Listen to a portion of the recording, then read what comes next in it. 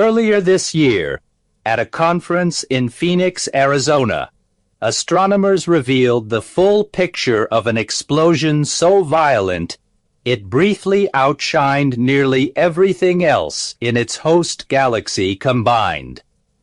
A black hole had destroyed a star with so much force that the resulting flash released as much energy as 400 billion suns, more than any supernova ever recorded, and buried in the data from that explosion is a genuine mystery.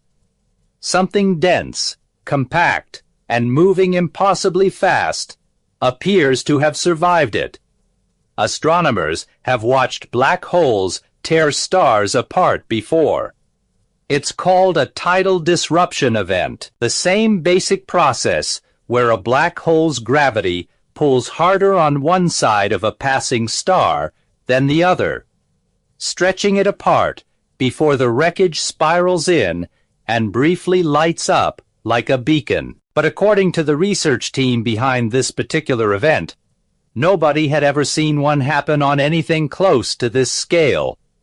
The event was first spotted by Anaho, an assistant professor of astronomy at Cornell University, using the Zwicky Transient Facility at Palomar Observatory in California, a survey telescope built to scan wide patches of sky for exactly this kind of sudden, unexplained flash. Ho identified the signal almost as soon as its light reached Earth, formally designated a T2024 WPP, and nicknamed, a little more memorably, the Whippet.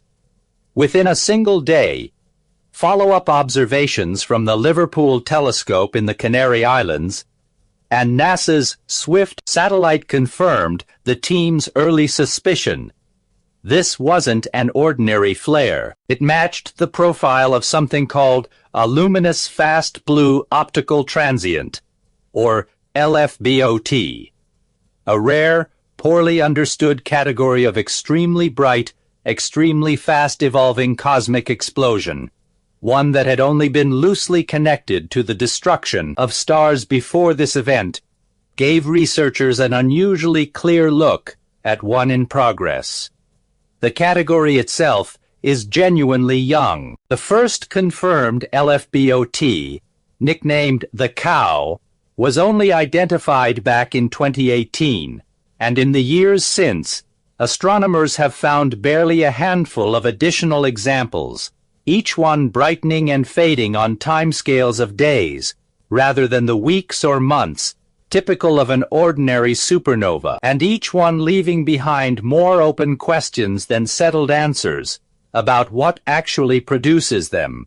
The scale of it is genuinely hard to put in context. The Whippet released roughly 400 billion times the energy output of our own sun, making it, according to the research team, many times more energetic than any comparable tidal disruption event on record, and more powerful than any known explosion produced by an ordinary collapsing, dying star.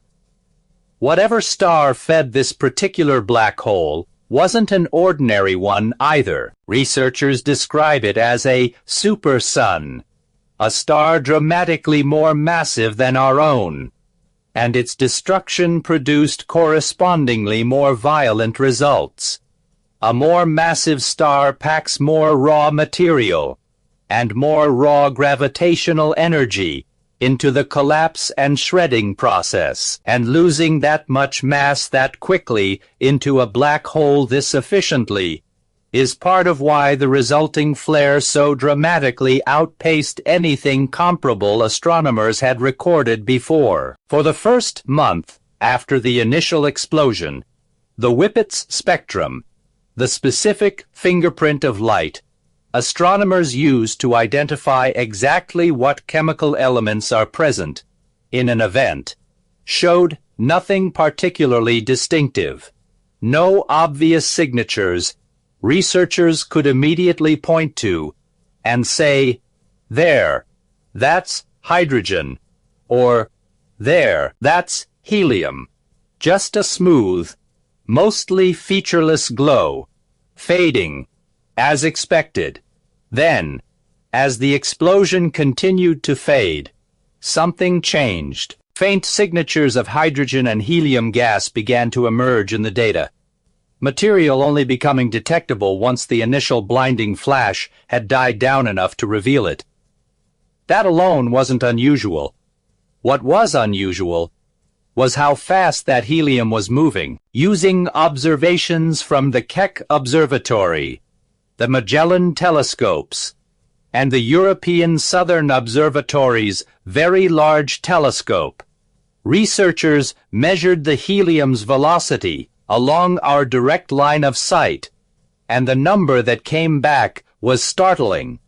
More than 6,000 kilometers per second, roughly 750 times faster than the top speed of NASA's retired space shuttle. That kind of speed, combined with how tightly bound and coherent the signal appeared, strongly suggested it wasn't just diffuse gas, thinly scattered by the explosion.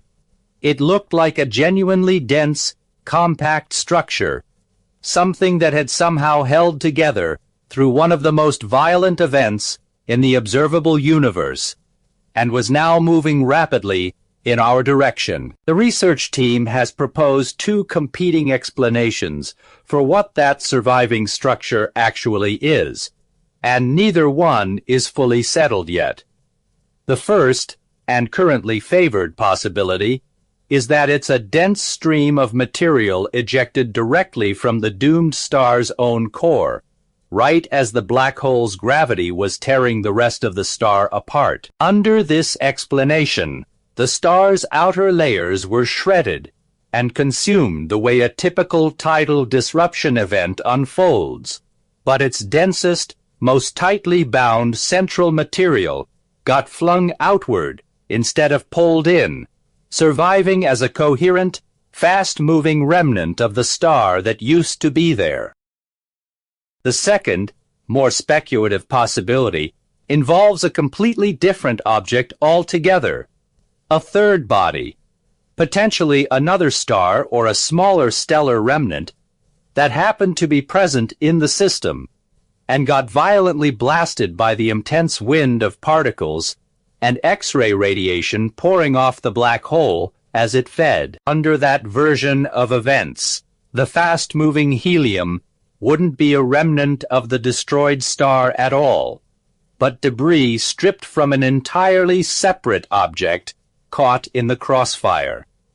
Distinguishing between those two explanations will likely require continued observation of the Whippet as it keeps fading, watching to see whether the surviving material's composition and behavior more closely matches a stripped stellar core or a battered third companion. For now, both possibilities remain genuinely open, and the research team has been careful not to declare either one settled. Either answer would still leave open a related question: why this particular tidal disruption event behaves so differently from the roughly 100 or so ordinary examples astronomers have already catalogued.